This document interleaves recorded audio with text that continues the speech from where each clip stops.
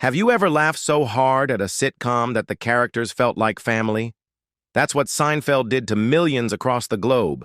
It was the show about nothing, but it meant everything. Yet behind the witty banter and iconic one-liners lies a much deeper, more emotional reality. Many of the actors who brought life to Seinfeld's unforgettable world are no longer with us. And some of their real-life stories are more dramatic, heartbreaking, and complicated than anything scripted on television. Today, we're diving deep into the lives of 8 Seinfeld cast members, how they touched our hearts, and what happened to them after the laughter faded. Jerry Stiller as Frank Costanza. Gerald Isaac Stiller, born on June 8, 1927 in Brooklyn, New York, was more than just Frank Costanza, the hilariously volatile father on Seinfeld. He was a seasoned performer with a career spanning more than 6 decades, shaped by determination, deep personal convictions, and an undying devotion to his craft. Raised in a working-class Jewish family during the Great Depression, Stiller's early years were marked by hardship. He was the eldest of 4 children, and his parents struggled financially. Despite the instability, young Gerald developed a love for performance early on, inspired by vaudeville acts and radio comedians. After serving in World War II as a technician in the U.S. Army, Stiller used the GI Bill to attend Syracuse University, where he earned a degree in speech and drama. It was there that he began to hone his theatrical instincts. In the 1950s, he met Anne Meara, an aspiring actress with a fiery wit and Irish Catholic background that contrasted Stiller's Jewish heritage. The pair married in 1954 and formed the iconic comedy duo Stiller and Meara, quickly rising to fame in the 1960s with appearances on The Ed Sullivan Show, The Tonight Show, and dozens of commercials. Their act was groundbreaking not only for its humor but also for its honest portrayal of an interfaith marriage, something rare in the American mainstream at the time. Despite their success as a team, Jerry Stiller often found himself overshadowed by his wife's solo achievements. Meara branched into writing, television, and film roles, sometimes leaving Jerry feeling stuck in a creative rut. This imbalance created friction in their relationship and fueled rumors of jealousy and tension, though the couple publicly remained fiercely loyal to one another. In the 1970s and 80s, Stiller's career slowed, and he took on sporadic roles in theater, including a Tony-nominated performance in Hurly-Burly in 1984. Still, he was largely regarded as a respected but underutilized character actor until Seinfeld came calling. Originally, the role of Frank Costanza was played by another actor, but when the showrunners decided to recast, Stiller brought something wildly different. A bombastic, loud-mouthed, often bewildered father figure whose energy perfectly complemented Jason Alexander's neurotic George. Ironically, his most memorable character trait, his shouting, was born of necessity. During his audition, unsure how to approach the character, Stiller simply yelled his lines, which turned out to be comedic gold. Audiences adored him, and his portrayal earned him an Emmy nomination in 1997. After Seinfeld ended, Stiller considered retirement, but Kevin James, who admired his work, personally asked him to join the cast of The King of Queens. As Arthur Spooner, Stiller again played an unfiltered, eccentric father figure, winning over a new generation. Though he was initially hesitant, the role revived his career once more, and he remained on the show until it ended in 2007. Behind the scenes, Jerry Stiller was deeply committed to his family, including his son, actor-director Ben Stiller, and daughter Amy Stiller, also a performer. However, Jerry's perfectionism occasionally led to difficult moments on set. Some co-stars described him as intense and occasionally hard on younger talent, though many noted that he softened significantly later in life. He also faced personal battles, including a period of heavy drinking in the 1970s, which he later acknowledged in interviews, crediting Anne with helping him get through it. Anne Meara's death in 2015 marked a turning point.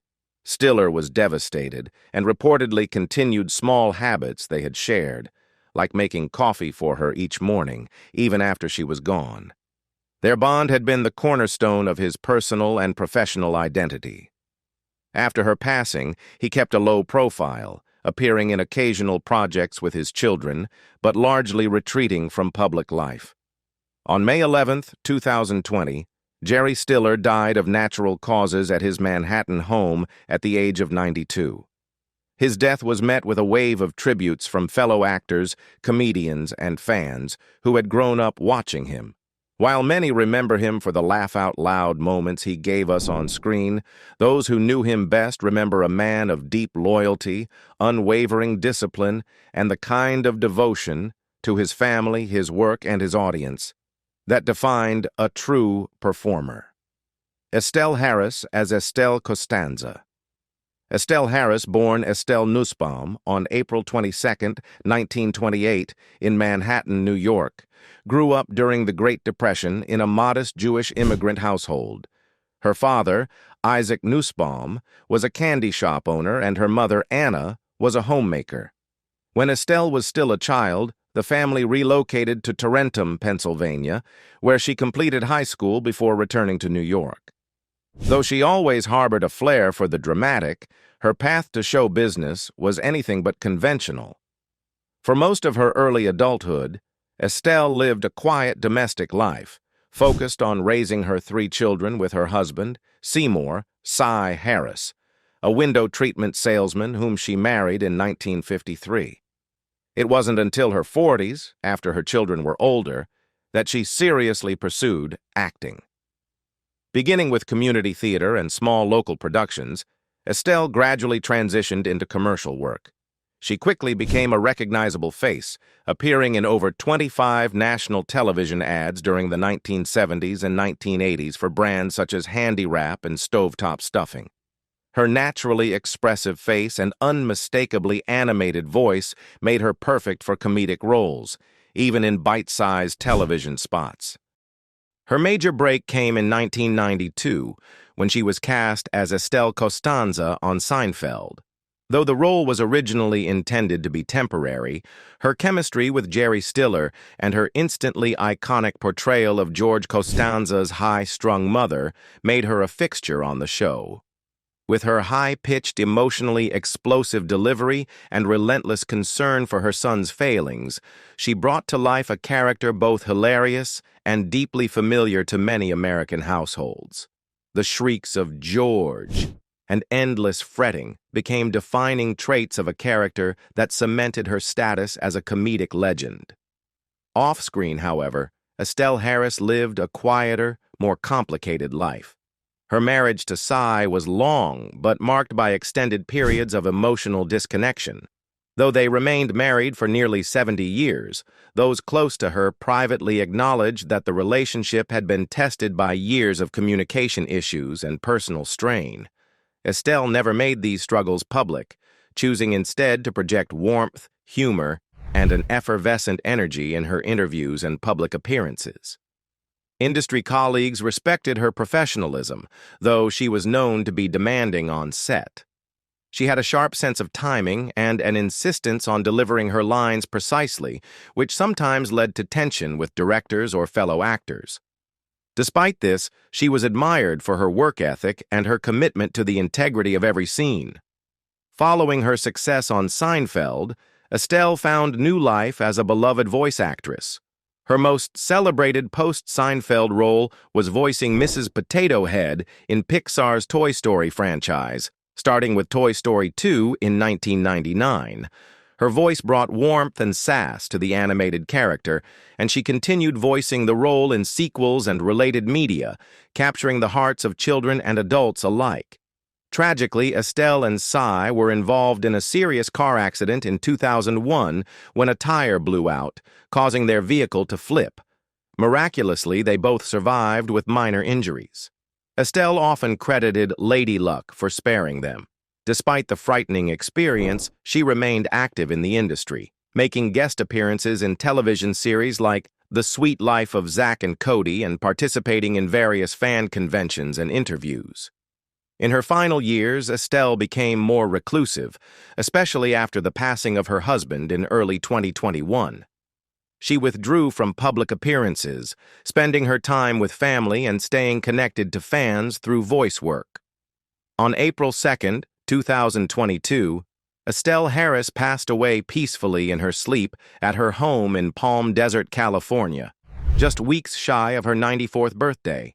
She left behind 3 children, 3 grandsons, a great-grandchild, and a legacy that transcends generations. Estelle Harris is remembered not just as George Costanza's overbearing mother, but as a performer who proved that it's never too late to reach comedic greatness. Her life and career remain a testament to perseverance, timing, and the power of a perfectly delivered punchline.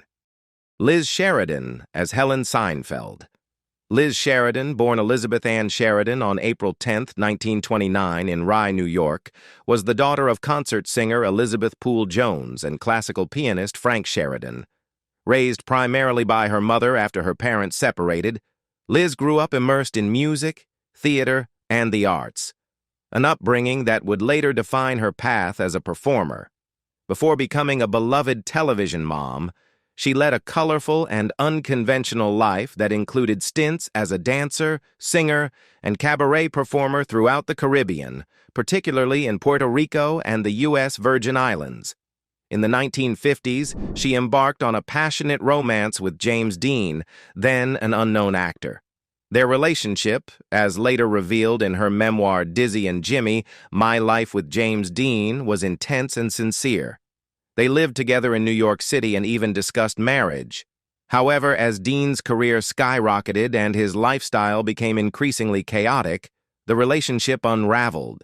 His sudden death in a 1955 car accident devastated Sheridan.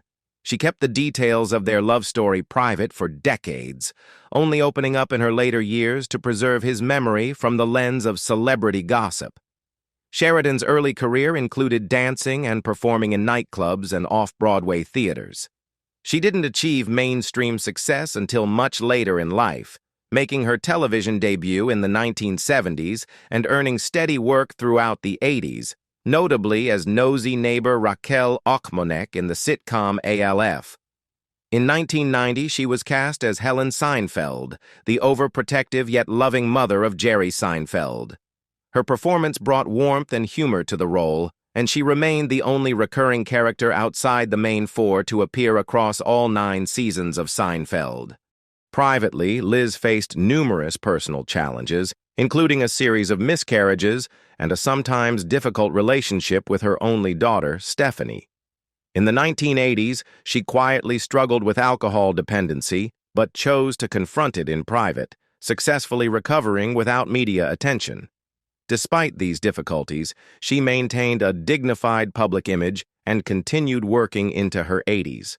In 2009, at age 80, Sheridan made headlines for a love scene opposite Andy Griffith in Play the Game, a romantic comedy about senior citizens rediscovering love. While some viewers found the scene provocative, Liz responded with humor, stating, "Why not? Life is meant to be lived." Liz Sheridan passed away peacefully from natural causes on April 15, 2022, just 5 days after celebrating her 93rd birthday. Her life reflected both resilience and reinvention, and she is remembered not only as Jerry's mother, but as a woman who lived life on her own terms, artistically, emotionally, and unapologetically. Barney Martin as Morty Seinfeld. Barney Martin, born on March 3, 1923 in Queens, New York City, led a life that was as compelling behind the scenes as any role he played on screen. Before gaining fame as Morty Seinfeld, the irritable, bargain-loving father on Seinfeld, Martin built a solid foundation in an entirely different world, law enforcement. He served as a detective in the New York Police Department for 2 decades and was also a World War II U.S. Army Air Force's navigator. Known for delivering humorous briefings to NYPD commissioners, he had a natural flair for storytelling that would later serve him well on stage and screen. Martin's journey into acting began in the 1950s, while still on the force. He moonlighted as a stand-in for Jackie Gleason on The Honeymooners, eventually gaining the attention of comedy legend Mel Brooks, who cast him in The Producers. He then steadily transitioned into a second career in entertainment, where his authentic New York demeanor became his trademark. Despite starting late, he amassed a diverse portfolio, appearing in popular television series such as The Golden Girls, Full House, Murphy Brown, and The Tony Randall Show, and earned accolades for his work on Broadway, notably in Chicago, where he played the meek but memorable Amos Hart, the character behind the iconic number Mr. Cellophane. His role as Morty Seinfeld, beginning in 1991, solidified his place in pop culture. Though he was not the original actor cast as Morty, Phil Bruns played the role in the character's first appearance. Producers later replaced Bruns with Martin, believing the latter brought more edge and comedy to the role. His gruff delivery and constant battles with the condo board in Del Boca Vista gave Morty an unforgettable presence, despite appearing in just 20 episodes across the series. Off-camera, Martin's personal life was not without its challenges. He married Catherine Martin, and the couple had several children, but their relationship reportedly suffered due to Martin's workaholic tendencies and long absences during his performance schedules. Rumors of a romantic relationship with a younger woman in the later years of his marriage circulated in tabloids, though Martin remained mostly silent on the matter. Friends close to him acknowledged he struggled with gambling for many years, which at times placed strain on both his personal finances and family ties. In his final years, Martin faced declining health due to bladder cancer. He kept his diagnosis private, opting to remain out of the public eye while continuing to engage with close friends and family. He passed away on March 21, 2005, at his Los Angeles home, at the age of 82. His ashes were returned to his family in a quiet ceremony, much like the man himself, who never chased fame, but found it anyway. Barney Martin is remembered not only for his classic portrayal of Morty Seinfeld, but also as a testament to the power of late-in-life reinvention, discipline, and authenticity. Richard Hurd as Mr. Wilhelm. Richard Hurd, born on September 26, 1932, in Boston, Massachusetts, was a veteran character actor whose face was familiar to audiences long before he took on the role of Mr. Wilhelm on Seinfeld. Raised in a working-class family, Hurd faced adversity early in life when his father, a railroad worker, passed away during World War II. This loss shaped Hurd's resilience and sense of discipline, which would later define his career in the entertainment industry. He attended Boston Latin School and showed early promise in the arts, eventually beginning his career on stage before transitioning to television and film in the 1970s. Hurd's film debut came in 1970 with Hercules in New York, and he quickly gained respect for his role as James W. McCord in All the President's Men, which depicted the real-life figures behind the Watergate scandal. In the years that followed, he built a robust resume with appearances in films such as The China Syndrome, Private Benjamin, and Planes, Trains, and Automobiles. However, it was television that gave Hurd steady visibility, including his role as Supreme Commander John in the miniseries Fee, and later as Admiral Owen Paris in Star Trek. Voyager, roles that endeared him to science fiction fans worldwide. Despite his prolific output, Hurd often expressed frustration with being typecast as authority figures. While grateful for consistent work, he privately longed for more complex and varied parts that showcased his full range. Those close to him noted that by the 1990s, when he played Mr. Wilhelm, George Costanza's comically disoriented boss, Hurd was quietly battling depression, feeling overlooked while other actors of his generation received critical acclaim and leading roles. Off-screen, Hurd's personal life was layered. He was married 3 times. His third and final marriage to actress and teacher Patricia Crowder lasted over 40 years and was described by friends as deeply supportive and stabilizing. However, earlier in life, Hurd went through a painful divorce and experienced long-standing emotional distance from one of his children, which added to his inner struggles. He chose not to speak publicly about these family tensions, but channeled his emotional depth into his work, often bringing gravitas to even the most absurd or comedic scenes. On Seinfeld, Hurd's portrayal of Mr. Wilhelm was marked by perfect comedic timing, blending confusion with authority in a way that became iconic. Though the role was recurring, it had a lasting impact, and Hurd often spoke about how fans continued to recognize him for it decades later. He remained active in conventions, interviews, and voice work well into his later years. Richard Hurd passed away on May 26, 2020, in Los Angeles due to complications from cancer, specifically colon cancer, at the age of 87. His passing was met with heartfelt tributes from co-stars, including from Seinfeld creator Jerry Seinfeld, who acknowledged Hurd's contributions to the show's unique ensemble dynamic. Though never a household name, Richard Hurd left behind a legacy of quiet consistency, professionalism, and the kind of understated talent that makes television memorable long after the credits roll. Len Lesser as Uncle Leo. Len Lesser, born Leonard King Lesser on December 3, 1922, in the Bronx, New York, became a household face thanks to his unforgettable portrayal of Uncle Leo on Seinfeld. His exuberant greetings, raised eyebrows, and wide-eyed enthusiasm made the character a standout, even in a show full of scene stealers.